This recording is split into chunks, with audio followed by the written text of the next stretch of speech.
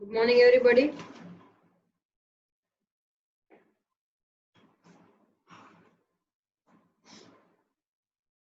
Let's continue our session. Unit 1, Ethics and Business Ethics, Day 4.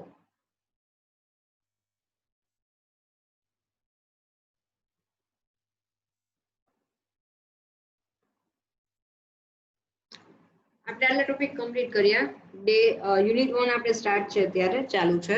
Introduction, meaning of ethics, definition of business ethics, ethical principal of business, importance of ethical behavior in business, reasons for ethical problem in business, alternative to moral principle, virtue ethics, various approaches to business ethics, principle of utilitarianism explained through Maslow's need of hierarchy theory, workers and employers' rights and responsibilities.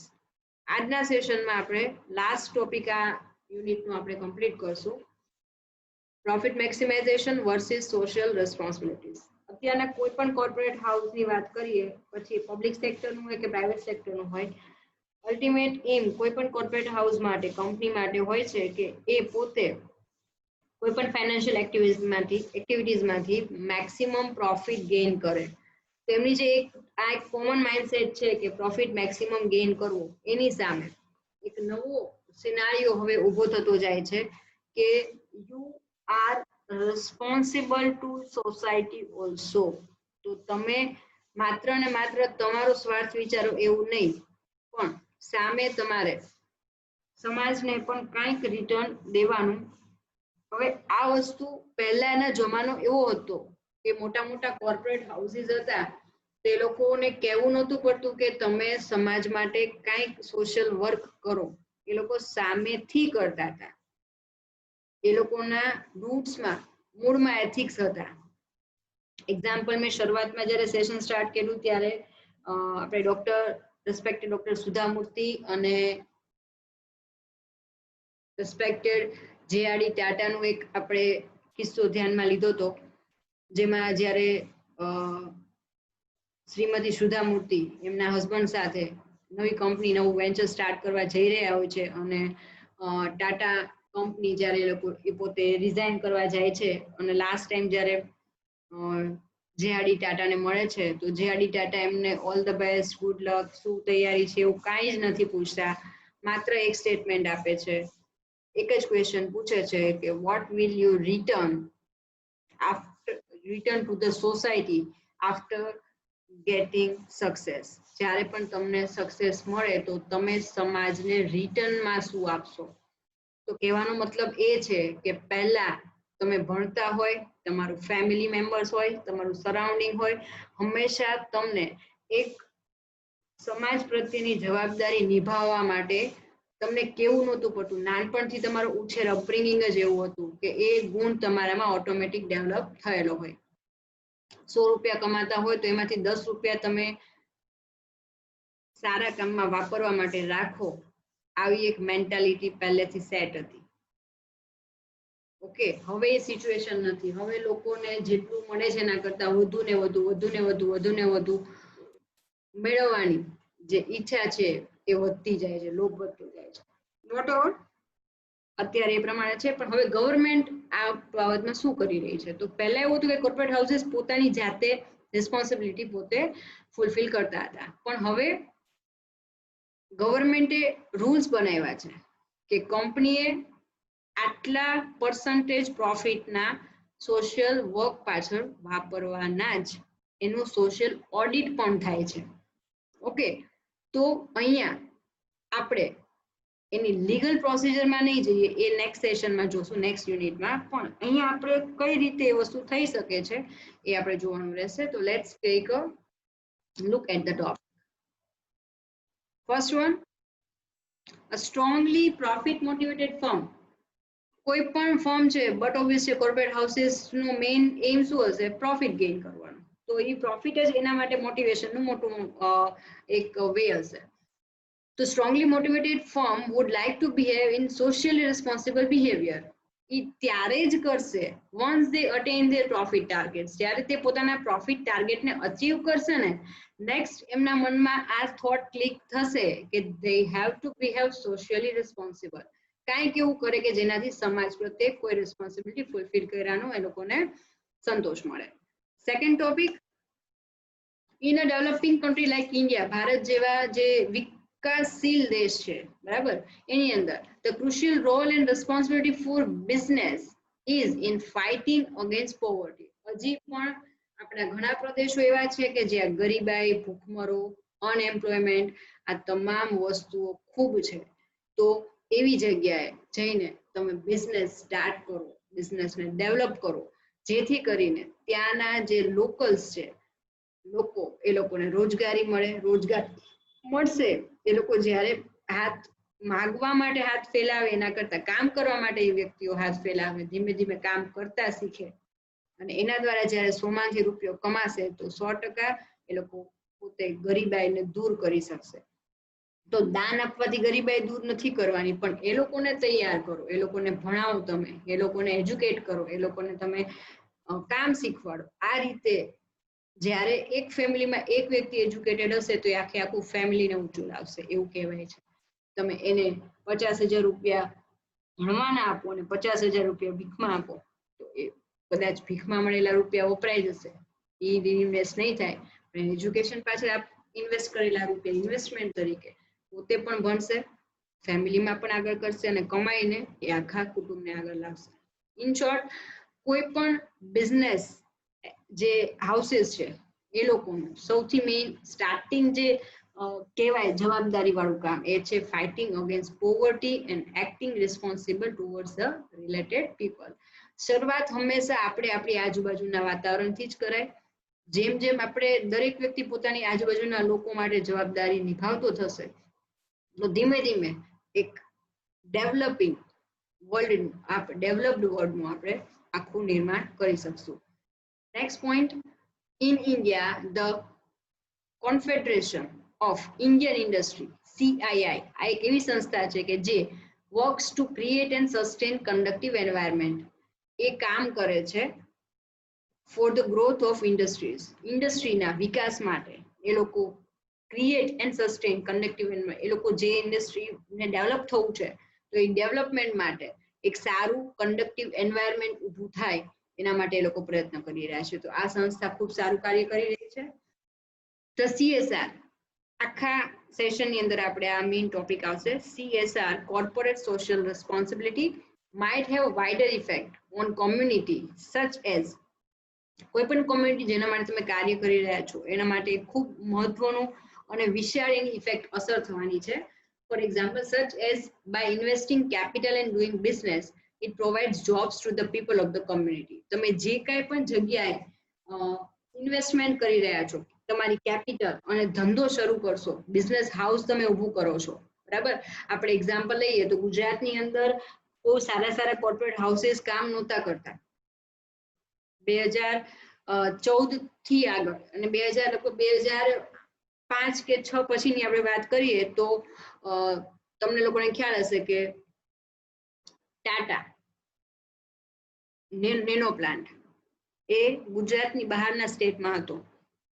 ત્યાંના local communities જ્યારે વિરોધ કર્યો તો આપણા જ્યારે ત્યારના CM હતા એમને આ ઓપોર્ચ્યુનિટીને કેપ્ચર કરી લીધી અને એ કંપનીને ઓફર આપી કે તમને અમે લોકો અલગ અલગ પ્રકારની સબસિડીઝ આપશું, તમે અમારે ત્યાં આવો, અમારે ત્યાં પ્લાન્ટ તમે સ્ટાર્ટ કરો બરાબર, અને ઇન્વેસ્ટમેન્ટ કરીને તમે બિઝનેસ સ્ટાર્ટ કરો, અમે તમે લોકો તમને બનતી હેલ્પ કરશું. ગવર્મેન્ટ તરફથી અલગ અલગ પ્રકારની સબસિડીઝ, ઓછા ભાવ જમીનની વાત હોય, ઇલેક્ટ્રિસિટી બિલમાં કમીની વાત હોય કે તમને વોટર સપ્લાય કે જે કાંઈ પણ ફેસિલિટીઝ ગવર્મેન્ટ પ્રોવાઈડ કરતી હોય એમાં એમને સબસિડી મળવાની વાત હોય. તો આ રીતે કંપનીઝ એટલે કે એ જે બિઝનેસ હાઉસ હતું એ ટાટા, એ લોકોએ પોતાનો નેનો પ્લાન્ટ એ સ્ટેટમાંથી ગુજરાતમાં ટ્રાન્સફર કર્યો અને અત્યારે આપણે જોઈ શકીએ છીએ તો આપણા ગુજરાતની અંદર જે નેનો પ્લાન્ટ છે એમાં હવે એ પ્લાન્ટ બહુ સારું કામ કરી રહ્યો છે અને એમાં ગુજરાતના લોકલ લોકોને ઘણી બધી રોજગારીની તકો ઊભી થઈ છે. તો તો આજે કોઈ પણ કંપની જ્યારે પોતાની કેપિટલ ઇન્વેસ્ટ કરે છે અને ધંધો કરે છે, નો ડાઉટ કંપનીનું તો પ્રોફિટ થાય જ છે, પણ સાથે એના રિલેટેડ લોકો જે છે એ લોકો પ્રોવાઈડ કરે છે જોબ્સ, કામ, કે જેનાથી એ લોકો ફાઇનાન્શિયલી ગ્રો કરી શકે. Next, organization that experiences high level of commitment to the well-being of society will have a better image and therefore against more loyalty of employees and customers may gain higher profit. આજે એક simple વાત છે, તમે તમારા લોકોને સાચવો, તમારા લોકો તમારો બિઝનેસ સાચવી લેશે, ખાલી સાચવશે નહીં, એને આસમાન ઉપર લઈ જશે એવું કહેવાય છે. પહેલાના જમાનામાં જે માણસો કામ કરતા એમના હાથમાં તિજોરીની ચાવી આપી ને તોય ક્યારે એ લોકો ફ્રોડ નહોતા કરતા. તો અહીંયા કહેવાનો મતલબ એ છે કે એવું કોઈ પણ એક ઓર્ગેનાઇઝેશન કે જે પોતે હાઈ લેવલ ઓફ કમિટમેન્ટને એક્સપિરિયન્સ કરે છે, મતલબ પોતાના માઇન્ડસેટમાં છે કે મારે કમિટેડ રહેવાનું છે to the well being of society, બરાબર, તો એ ખાલી માઇન્ડથી નથી કરતા, એ લોકો બાય એક્ટ પણ એમના કામ પણ એવા હોય છે. ફોર એક્ઝામ્પલ્સ, એ લોકો એમ્પ્લોઈઝ માટે એક સારું વર્કિંગ એન્વાયરમેન્ટ ઊભું કરે છે, કસ્ટમર્સને સારામાં સારી ફેસિલિટીઝ પ્રોવાઈડ કરે છે, જેથી કરીને જ્યારે પણ એ એમ્પ્લોય બહાર જશે તો એ પોતાના ઓર્ગેનાઇઝેશનના વખાણ કરશે કે ના, મારા ઓર્ગેનાઇઝેશન મને બહુ સારી રીતે સેલરી તો પ્રોવાઈડ કરે જ છે, પણ બીજી એક્સ્ટ્રા ફેસિલિટીઝ પણ સારામાં સારી અમારી કંપનીમાં મળે છે. એ કોઈ નેગેટિવ સ્ટેટમેન્ટ કંપની વિશે નહીં આપે, જેનાથી એક કંપનીની ઇમેજ ઊભી થશે. ઓકે, નેક્સ્ટ, કસ્ટમર્સને તમે સારામાં સારી પોલિસી, સારામાં સારી ફેસિલિટીઝ પ્રોવાઈડ કરશો તો એ લોકો પણ લોયલ રહેશે તમારી પ્રોડક્ટને. અત્યારે વસ્તુ એવી છે કે દર બીજા દિવસે માર્કેટમાં કંઈક નવી પ્રોડક્ટ આવતી હોય, તો આવા ટાઈમે તમારા કસ્ટમર્સ તમારી પ્રોડક્ટ જ યુઝ કરતા રહે, નહીં કે કોઈ બીજી પ્રોડક્ટમાં સ્વિચ થાય. તો એ લોયલ્ટી એ ખૂબ મહત્વની છે કોઈ પણ બિઝનેસ હાઉસ માટે. તો જ્યારે તમે એ લોકોના વેલ બીંગ માટે કામ કરશો તો બટ ઓબ્વિયસ છે એ લોકો તમને લોયલ રહેશે. અને અત્યારે આ બે શબ્દો ખૂબ મહત્વના છે, loyal employees and loyal customers. એ બંને જો જોડાયેલા રહેશે તો that will result in higher profit. Definitely તમારે બીજા કોઈ એક્સપેન્સ નહીં કરવા પડે, એડવર્ટાઇઝમેન્ટ કે બીજા કાંઈ પણ, માત્ર તમારું કામ બોલશે અને આ જ લોકો તમને મેક્સિમમ પ્રોફિટ મેળવવા સુધી લઈ જશે. Organization may view ethical and social judgments as one of their effectiveness and successes. તો અહીંયા ઓર્ગેનાઇઝેશન પોતે પણ પોતાનું જે એથિકલ અને સોશિયલ જજમેન્ટ્સ એમને આપેલા છે, બરાબર, એનાથી એક ઇમેજ ઊભી થશે. ઇફેક્ટિવનેસ એન્ડ સક્સેસ, મતલબ સક્સેસ મેળવવાની સીડી તરીકે પણ તમે એને જોઈ શકો છો. એક્ઝામ્પલ તમારે લેવું હોય તો ગૂગલ પોતાના એમ્પ્લોઈઝને કેવી કેવી ફેસિલિટીઝ પ્રોવાઈડ કરે છે એ તમે એકવાર ગમે ત્યારે પણ ગૂગલમાં સર્ચ કરજો તો એનો આખો ઇન્ટરવ્યુ આવ્યો હતો, કઈ રીતે ત્યાં ફેસિલિટીઝ પ્રોવાઈડ થાય છે.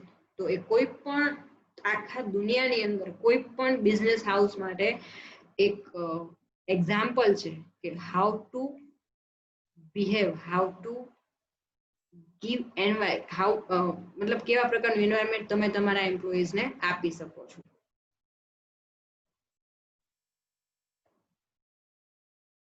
As per Indians company act 2013, હવે અત્યાર સુધી આપણે જે જોયું એ કોર્પોરેટ હાઉસ શુડ કરે તો આ બેનિફિટ થાય, પણ હવે એવું છે કે દરેક લોકો કરવાની દાનતવાળા ન હોય, બરાબર. તો એ ટાઈમ જ્યારે કાયદો આવે કે આમ કરવાનું છે તો એ લોકો બંધાઈ જાય.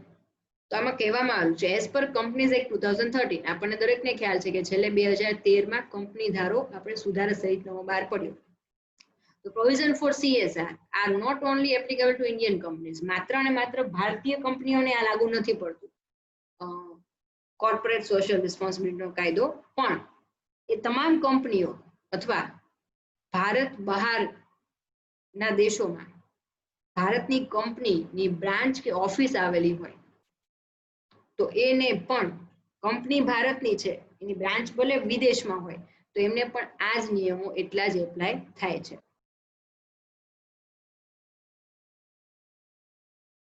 They are required to spend 2% of their net profit on CSR.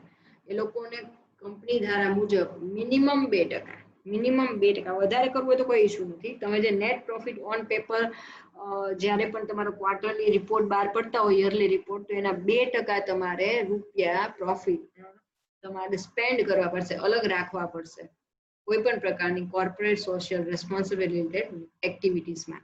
તો આ કયા કયા પ્રકારની આવી એક્ટિવિટીઝ છે એ પણ આપણે જોઈ લઈએ. તો સૌથી પહેલું છે two promote education on large scale. મોટા પાયે તમે એજ્યુકેશન પ્રમોટ કરી શકો છો. એક્ઝામ્પલ લેવું હોય તો રિલાયન્સ કંપનીનું રિલાયન્સ ફાઉન્ડેશન, ધીરુભાઈ અંબાણીના નામે. ધીરુભાઈ અંબાણીની ખૂબ ઈચ્છા હતી, એ જમાનું જ કંઈક જુદું હતું. એ ટાઈમે જે કાંઈ પણ બધા વડીલો થઈ ગયા, જે લોકોએ ખૂબ ગરીબાઈમાંથી સ્ટ્રગલ કરીને આગળ આવ્યા છે, એટલે એ લોકોને ખબર છે કે મારે મારા સમાજને કંઈક રિટર્ન કરવું છે. તો એ લોકો એ જ લેગસી, એ જ વારસો પોતાના ફેમિલી મેમ્બર્સને એ લોકો આપતા હોય છે કે હું જઉં અથવા હું છું ત્યાં સુધી આટલી સોશિયલ એક્ટિવિટીઝ આપણે કરવાની છે. અને 100% એમના વારસદારો આ જ લેગસીને આગળ કન્ટિન્યુ કરે છે અને એમના જે ફાધર કે ફોર ફાધર છે, ગ્રાન્ડ ફાધર છે, તો એ લોકોનું જે નામ છે રોશન કરે છે. તો સૌથી પહેલા રિલાયન્સ ફાઉન્ડેશનની ઘણી બધી એક્ટિવિટીઝ છે, તમે ગૂગલમાં પણ સર્ચ કરી શકો છો. એ લોકો જે બેકવર્ડ એરિયાઝ છે ત્યાં એ લોકો આમાં જે કંઈ પણ આ કીધું છે બધી જ વસ્તુ એ લોકો ઓલમોસ્ટ કરી રહ્યા છે.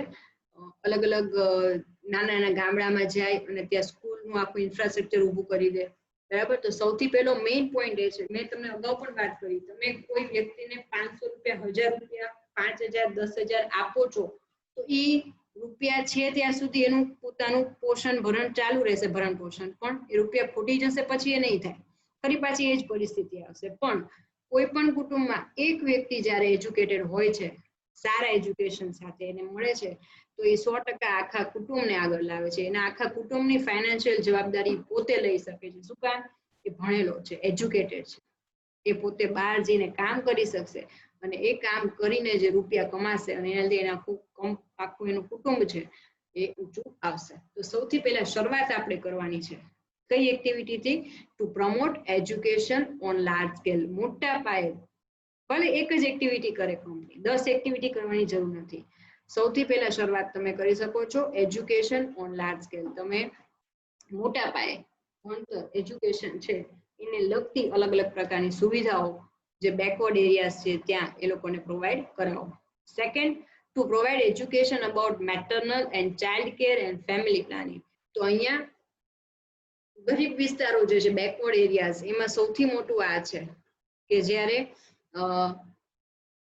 બહુ નાની ઉંમરમાં સ્ત્રીઓ હોય એ માં બનતી હોય છે અને સામે એમનું શરીર છે એટલું કમ્ફર્ટેબલ ન હોય, તો બની શકે કે during the time of pregnancy ઘણા બધા કેસીસ એવા હોય છે કે એ લોકો બાળકને જન્મ દેતી વખતે કે એની પહેલા કે એના પછી એમની શરીર એટલું સક્ષમ ન હોય જેને લીધે એ લોકોનું ડેથ થાય છે. તો આ ડેથ રેશિયો ઘટાડવા માટે લોકો વચ્ચે કઈ રીતે એ લોકોને એજ્યુકેશન આપવું about the maternal, child care, બાળક આવી જાય પછી એનું કેવી રીતે કેર કરવી, કયા કયા પ્રકારના એ લોકોને રસી આપવાની હોય, ભરણ પોષણ કેટલું જોઈએ, મતલબ મિનિમમ ડાયટ કેટલું હોવું જોઈએ, આ બધી વસ્તુનું ખબર નથી હોતી. જે પ્રેગ્નન્ટ વુમેન હોય છે એ લોકોને કેવા પ્રકારનો ખોરાક લેવો જોઈએ જેથી એક હેલ્ધી ચાઇલ્ડ છે એ આવે, તો એવું લોકોનું નોલેજ નથી હોતું કારણ કે એ લોકો ભણેલા નથી હોતા, એ લોકોને એનું એજ્યુકેશન હોતું જ નથી. તો આ પ્રકારનું એજ્યુકેશન એ લોકો સુધી પહોંચાડો તમે, તો એના માટે પણ અલગ અલગ કોર્પોરેટ હાઉસીસ કામ કરી શકે છે. Next, two provide information about balance child. હવે ઉપર હજી એક વાત હતી ફેમિલી પ્લાનિંગની. તો નોર્મલી જે બેકવર્ડ એરિયાઝ હોય છે તો એમાં એક તો પેલો ઇશ્યુઝ છે કે નાની એજમાં જે છોકરીઓ છે એ લોકોના મેરેજ થઈ જાય છે.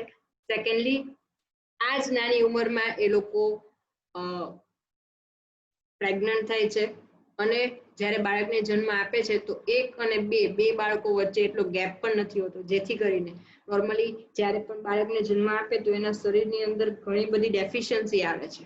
એને કવર અપ કરવા માટે એના શરીરને થોડોક ટાઈમ જોઈએ. તો આ જે ડેફિશિયન્સી માટે એક ફેમિલી પ્લાનિંગનું એજ્યુકેશન જે પ્રોવાઈડ કરવું જોઈએ એ લોકોને, કે આ રીતે તમે 2 બાળક વચ્ચે ગેપ રાખી શકો છો ફેમિલી પ્લાનિંગ કરીને. તો તમારા સ્વાસ્થ્ય માટે, તમારા ફેમિલી માટે અને તમારા બાળકો માટે, બધા માટે આ વસ્તુ સારું ગણાશે. તો આ એજ્યુકેશન પ્રોવાઈડ કરવું એક હેલ્ધી વેમાં એ પણ એક CSR એક્ટિવિટી ગણી શકાશે. ખાસ યાદ રાખજો, શરૂઆત આ બધા બેઝિક છે. આ બધી વસ્તુ જો સ્ટ્રોંગ હશે તો ઓટોમેટિક હેલ્ધી મધર, હેલ્ધી બાળકો, તો સમાજ પણ હેલ્ધી રહેવાનો, રોગચાળામાં નહીં થાય, બહુ ફેલાશે નહીં. ઇવન રોગચાળો કાંઈ પણ હોય તો સામે એ લોકોનું શરીર એટલું ઇમ્યુન હશે, ઇમ્યુન સિસ્ટમ એમની સારી હશે. તો આ બધી વસ્તુ માટે એમને એજ્યુકેટેડ કરવા ખૂબ જરૂરી છે. ઓકે, નેક્સ્ટ પોઈન્ટ છે to provide information about balance diet. તો આપણે નોર્મલી હાલની તારીખમાં આપણે પણ મનમાં આવે એ ખાઈએ છીએ. આપણને એટલી ખબર નથી હોતી કે એક નોર્મલ પર્ટિક્યુલર એજ વાળી મેલ કે ફિમેલ વ્યક્તિ હોય એને દિવસમાં કેટલા કેલેરી ખાવું જોઈએ ખોરાક, એમાં કયા પ્રકારનું ડાયટ હોવું જોઈએ, બરાબર, કયા પ્રકારના વાઇટામિન્સ, કયા પ્રકારના મિનરલ્સ આપણે ડેઈલી ફૂડમાં કવર થવા જોઈએ. તો જાણે અજાણે ક્યાંક ને ક્યાંક આપણે દરેક જણા પણ આ ડેફિશિયન્સીના શિકાર હોઈએ છીએ, પણ આપણને ખ્યાલ નથી હોતો. તો આના માટે to provide information and education about the balance diet એ પણ પ્રોવાઈડ કરી શકાય છે. To provide information about the importance of vaccination to children to the different stages of their growth and development. કોઈ પણ બાળક હોય એનો જન્મ થાય, જન્મ થતા પહેલા પણ જ્યારે પણ કોઈ વુમેન છે પ્રેગ્નન્ટ હોય છે ત્યારથી બાળક અમુક એજનું થાય ત્યાં સુધી એને અલગ અલગ પ્રકારના ટીકા આપવામાં આવે છે જેને વેક્સિનેશન કહેવાય છે. તો એનું શું મહત્વ છે? આટલા મહિને આ વેક્સિનેશન થવું જ જોઈએ, આટલા એજે આ વસ્તુ એને દવા મળવી જ જોઈએ. તો એના જો એ ટાઈમ ટુ ટાઈમ એને આપવામાં આવે તો એનો ગ્રોથ અને ડેવલપમેન્ટ એક નોર્મલ ચાઇલ્ડ જેવું થશે.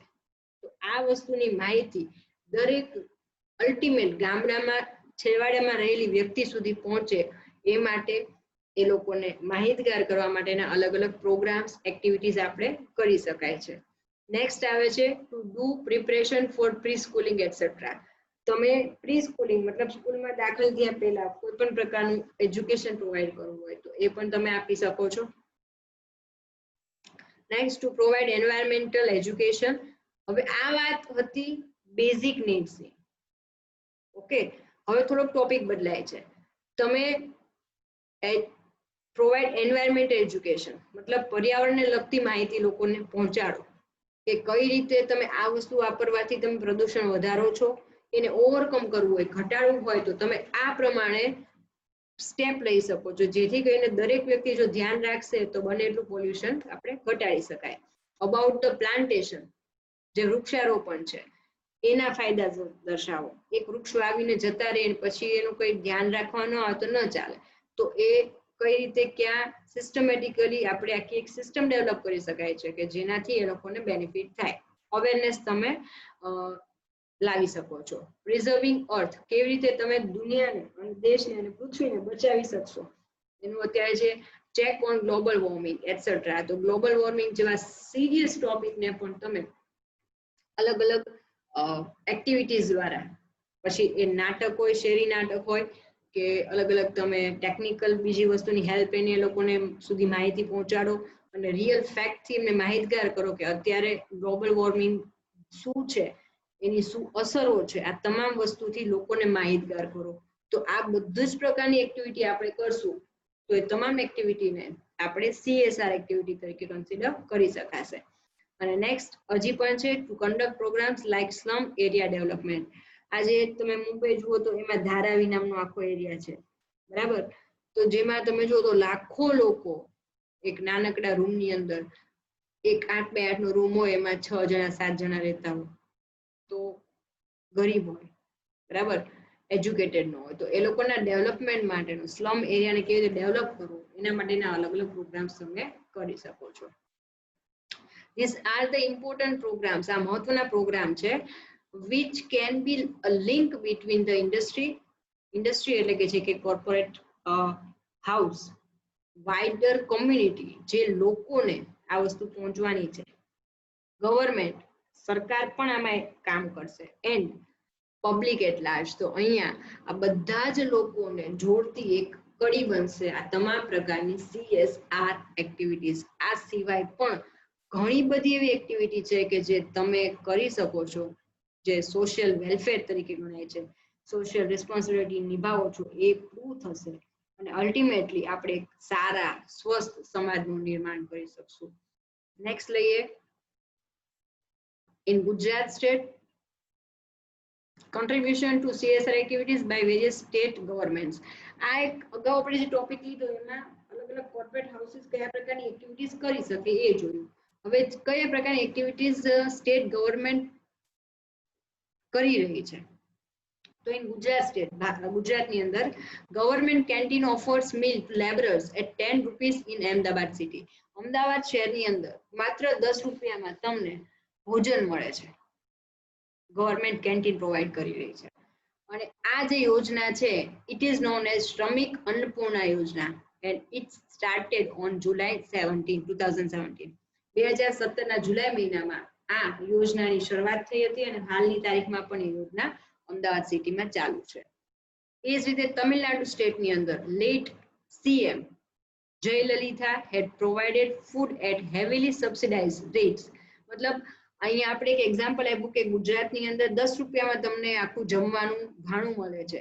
એવી જ રીતે તમિલનાડુની અંદર એમના જે CM હતા લેટ સ્વર્ગસ્થ જયલલિતા, એમને પ્રોવાઈડ કર્યું હતું હેવીલી સબસિડાઇઝ્ડ રેટ. એ રેટ આપણને ખ્યાલ નથી, પણ એ જે સ્કીમ હતી એનું નામ હતું અમાસ કેન્ટીન, મતલબ અમાસ કિચન. મતલબ ત્યાં સાઉથની અંદર પ્રેમથી બધા એમને અમ્મા કહેતા, એટલા માટે એમણે અમાસ કેન્ટીન તરીકે એ પોલિસી આખી સ્ટાર્ટ કરી હતી યોજના. અને અત્યારે મધ્યપ્રદેશ, દિલ્હી અને આંધ્રપ્રદેશ એમાં પણ એ લોકોએ આ જ વસ્તુ સબસિડાઇઝ્ડ ફૂડ ઓછા ભાવે તમને જમવાનું મળી રહે એ માટે એ લોકો અલગ અલગ પ્રોગ્રામ્સ પોતાના ચલાવી રહ્યા છે, જે ખૂબ સારી વાત કહી શકાય. જ્યારે ગવર્મેન્ટ પોતે આ કાર્ય કરશે અને સાથે સાથે કોર્પોરેટ હાઉસીસ પણ જોડાશે તો એક આખી ચેઇન બનતી જશે, જેનાથી આપણે એક સ્વસ્થ અને સારા સમાજનું નિર્માણ કરી શકશું. Many companies also provide subsidised food in their canteen. કંપનીઓ પોતે પણ પોતાની કંપની કેન્ટીનમાં ભલે મોટા પાયે ન કરી શકે ગવર્મેન્ટ જેટલું, પણ કંપનીઓ પોતાના એમ્પ્લોઈઝ માટે જે તે કંપનીનું જે વર્ક મતલબ કે પ્લાન્ટ હોય, વર્કર જે કામ કરતા હોય, એમ્પ્લોઈઝ જે કામ કરતા હોય ત્યાં એ લોકોને કેન્ટીન પ્રોવાઈડ કરે છે કે એ કેન્ટીનમાં એ લોકોને ઓછા ભાવે તમામ પ્રકારના ફૂડ મળી રહે છે. પછી એ બ્રેકફાસ્ટ માટેનું હોય, જમવાનું હોય કે ડિનર માટેનું, તો અલગ અલગ પ્રકારનું સબસિડાઇઝ ફૂડ એ લોકો પ્રોવાઈડ કરે છે. They also introduce health checkup programs for their employees. એ લોકો પોતે હેલ્થ ચેકઅપ પ્રોગ્રામ પણ અમુક સમયના ગેપ ઉપર એ લોકો કરતા હોય છે કે જેથી કરીને એમ્પ્લોઈઝનું સ્વાસ્થ્ય સારું હશે તો એ લોકો લીવ નહીં લે, અને લીવ નહીં લે તો કંપની માટે જ સારું રહેશે, કારણ કે એક વ્યક્તિ જ્યારે રજા લે છે તો એની પાછળ ઘણું બધું કામ અટકે છે. તો યુનિટ 1 આપણે કમ્પ્લીટ કર્યું. યુનિટ 2 સ્ટાર્ટ કરીએ છીએ. આઈ હોપ યુનિટ 1 માં તમામ પ્રકારના કન્સેપ્ટ તમને ક્લિયર થઈ ગયા હશે. યુનિટ 2 સ્ટાર્ટ કરીએ છીએ, કોર્પોરેટ ગવર્નન્સ. ડે 4 કન્ટિન્યુ કરીએ છીએ આપણે. યુનિટ 2 નો સિલેબસ છે. સૌથી પહેલા આપણે કન્સેપ્ટ લેશું. Second, need to improve corporate governance standards. Third point આવશે features of good corporate governance. Next, role played by regulator to improve corporate governance. એના પછી આવશે accounting standards for corporate governance. Next, corporate disclosure, inside trading. આટલા topics આપણે cover કરવાના છે. હવે આપણે ઇન્ટ્રોડક્શન થી શરૂઆત કરીએ. The concept of corporate governance has emerged as an inevitable part of modern business world. તમને અને મને દરેકને ખ્યાલ છે કે હવે કોર્પોરેટ ગવર્નન્સ છે એનો આખો જે વિચાર છે એ નવો ઉદ્ભવ્યો છે, પણ હવે એ ઇનએવિટેબલ પાર્ટ છે. મતલબ એને તમે નકારી ન શકો. એક મેન્ડેટરી પાર્ટ છે કોઈ પણ business વર્લ્ડનો. Corporate governance is nothing but to adhere to the code of conduct laid down by the authorities so that transparency, ખાસ યાદ રાખજો આ મહત્વના ત્રણ શબ્દો છે, transparency, integrity and accountability can be increased. એટલે corporate governance છે બીજું કાંઈ નથી પણ એક ફોર્સ છે, compulsion છે કે જે code of conduct laid on by the authority દ્વારા એક નિયમો બનાવવામાં આવેલા છે કે જેના દ્વારા કોઈ પણ પ્રકારના કાર્યમાં તમે ટ્રાન્સપરન્સી લાવી શકો છો. મતલબ કે એ કાર્ય કોણે કર્યું છે, શું કર્યું છે, દરેક વસ્તુનો ખ્યાલ હોય, ક્યાંય કોઈ વસ્તુ હિડન ન હોય, એક ટ્રાન્સપરન્સી ડેવલપ થાય છે. ઇન્ટિગ્રિટી, એક રિસ્પોન્સિબિલિટી ડેવલપ થશે અને અકાઉન્ટેબિલિટી એટલે કે જવાબદારી નક્કી થશે કે આ પર્ટિક્યુલર કામ છે એ આ વ્યક્તિએ કર્યું છે કે આ ટીમે કર્યું છે, તો એના જે કાંઈ પણ બેનિફિટ્સ છે કે પ્રોસ છે કે કોન્સ છે, એના જે કાંઈ પણ કોન્સિક્વન્સીસ છે એના માટે એ લોકો જ જવાબદાર ગણાશે. તો આ એક રિસ્પોન્સિબિલિટી ફિક્સ થાય છે. તો એ ફિક્સ કરવાને આપણે કોર્પોરેટ ગવર્નન્સ તરીકે ઓળખશું. તો કન્સેપ્ટ આપણે ઇન્ટ્રોડક્શન કમ્પ્લીટ કર્યું. કન્સેપ્ટ જોઈ લઈએ. કન્સેપ્ટ અને ડેફિનેશન સાથે લેશું. Corporate governance is to promote corporate fairness, transparency and accountability. એટલે અહીંયા corporate governance છે શું કરે છે, પ્રમોટ કરે છે કે તમે બને એટલા ફેર રહો. મતલબ કે ફેર અને અનફેર ની વાત છે. You have to be fair, transparent and accountable. It is closely connected with structures and processes. તમે બેઝિક પોલિસી બનાવવાની છે, તમારે એવી સ્ટ્રક્ચર્સ બનાવવાના છે. એ પોલિસીને ઇમ્પ્લિમેન્ટ કેમ કરવું એની આખી પ્રોસેસ બનાવવાની છે. ફોર ડિસિઝન મેકિંગ, અલગ અલગ પ્રકારના નિર્ણય લેવા માટે. અકાઉન્ટેબિલિટી એટલે કે જવાબદારી નક્કી કરવા માટે. જવાબદારી શેના માટે આપણે નક્કી કરીએ છીએ? તો control and behaviour at the top level of the organisation, જેથી કરીને જે ટોપ લેવલ છે ઓર્ગેનાઇઝેશનનું એને તમે એ લોકો કંટ્રોલ કરી શકે, બરાબર, અને એમનો જે બિહેવિયર છે એને પણ તમે એક કંટ્રોલમાં રાખી શકો છો. નેક્સ્ટ લઈએ definition. The formula of accountability and control for ethical and socially responsible organizational decisions and use of the resources. So corporate governance શું છે?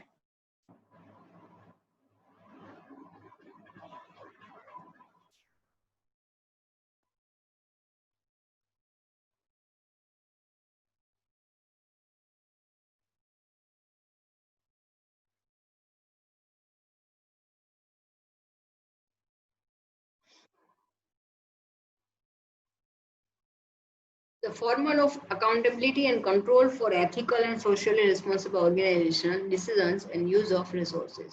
So અહીંયા જે ઓર્ગેનાઇઝેશન સ્ટ્રક્ચર છે એને એથિકલી અને સોશિયલી રિસ્પોન્સિબલ કઈ રીતે કરશું અને અલગ અલગ રિસોર્સિસનો ઉપયોગ એવી રીતે કરવાનો કે કંપની પ્રોફિટ પણ ગેઇન કરે અને પોતાની જવાબદારીઓ પણ નિભાવે. તો આ પ્રકારનું જે સ્ટ્રક્ચર આપણે બનાવશું that will be a corporate governance. Next લઈએ ડેફિનેશન આપણે બીજી. કોર્પોરેટ ગવર્નન્સ ડીલ્સ વિથ, એમાં શું આવશે?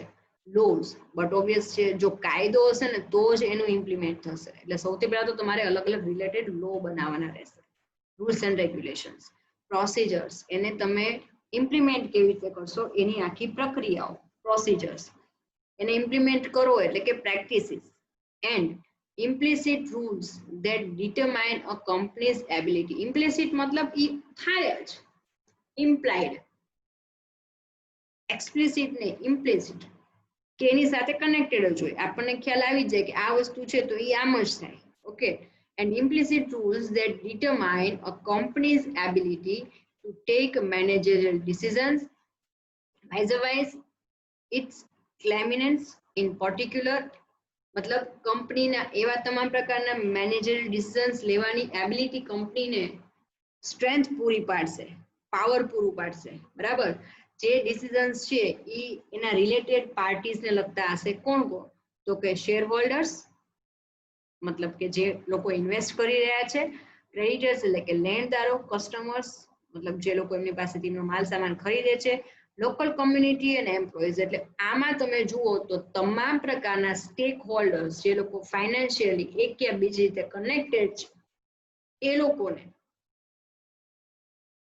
આમાં કનેક્ટ કરવામાં આવ્યા છે, જોડવામાં આવેલા છે અને એ તમામ પ્રકારની ડિસિઝન્સ આ તમામ પાર્ટીસને અફેક્ટ કરશે એ રીતના હોવા જોઈએ કે જેથી આમાંથી કોઈ પણ રિલેટેડ વ્યક્તિનું જે હિત છે એ જોખમાય નહીં અને સાથે સાથે તમારી સોશિયલ રિસ્પોન્સિબિલિટી પણ ફૂલફિલ થાય. તો કન્સેપ્ટ એન્ડ ડેફિનેશન આપણે કમ્પ્લીટ કરી. The legal framework and pervasives. The legal framework of corporate governance is contained in Section 292A of the Companies Act and Clause 49 of Listing Agreement of SEBI, Private Sector Units and SEBI.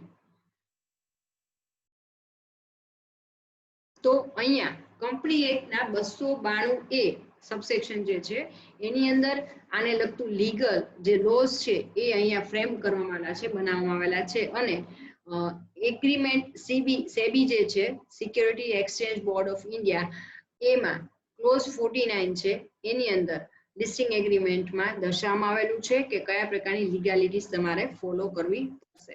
Next લઈ લે. એકચ્યુઅલમાં આ private sector છે ને એ નીચેનું ઉપર આવી ગયું છે એટલે એ કન્સિડર ન કરતા સેબી સુધીનું જ આવશે.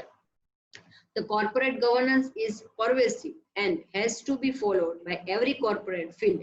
અહીંયા આ દરેક જગ્યાએ વ્યાપેલું છે. તમે ભારતમાં છો તો ભારતમાં કોઈ પણ પ્રકારની સ્વરૂપની કંપની હશે તો એ યુ હેવ ટુ ફોલો. દરેકને એપ્લાય થશે. કોને કોને થશે? By every corporate field, whether it be public sector, private sector, multinational companies, government owned financial institute. मतलब એ સરકારી હોય, ખાનગી હોય, મલ્ટીનેશનલ કંપની હોય કે ગવર્મેન્ટનું પોતાનું કોઈ ફાઇનાન્શિયલ ઇન્સ્ટિટ્યૂટ હોય, આ દરેકને કોર્પોરેટ ગવર્નન્સના રૂલ્સ એપ્લાય થશે અને એ લોકોએ ફોલો કરવા પડશે. તો આજના સેશનમાં આપણે આટલું કમ્પ્લીટ કરીએ. નેક્સ્ટ સેશનની અંદર આપણે યુનિટ આગળ કન્ટિન્યુ કરશું. આઈ હોપ કે આજનો ટોપિક તમને લોકોને સમજાઈ ગયો હશે. Have a great day ahead. Stay safe, stay at home.